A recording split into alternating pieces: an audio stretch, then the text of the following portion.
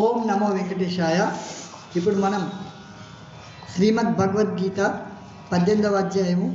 మోక్ష సన్యాస యుగంలో 63వ శ్లోకం నేర్చుకునే ప్రయత్నం చేద్దాం. ఇతి తే జ్ఞానమాఖ్యాతం ఇతి తే జ్ఞానమాఖ్యాతం इति ते ज्ञानमाख्यातं गुह्याद् गुह्यतरं मया गुह्याद् गुह्यतरं मया गुह्याद् गुह्यतरं मया विमृश्यैतदशेषेण विमृश्यैतदशेषेण विमृश्यैतदशेषेण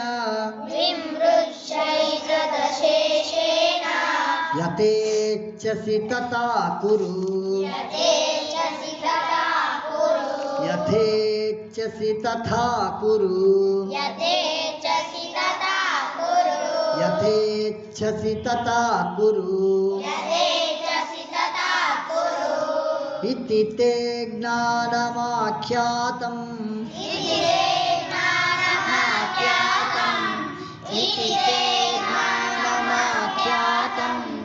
इति ते ज्ञानमाख्यातम् गुह्याद् गुह्यतरं मया गुह्यतरं मया गुह्याद् गुह्यतरं मया गुह्याद् गुह्यतरं मया विमृश्यैतदशेषेण विमृश्यैतदशेषेण विमृश्यैतदशेषेण यथेच्छसि तथा कुरु यथेच्छसि तथा कुरु यथेच्छसि तथा कुरु इति ते ज्ञानमाख्यातं गुह्याद् गुह्यतरं मया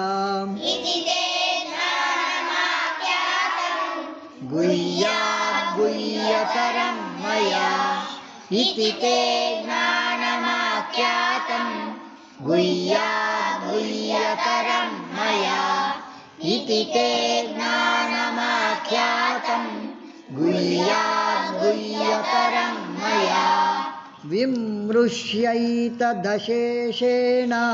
यथेच्छसि तथा कुरु विमृश्यैतदशेषेण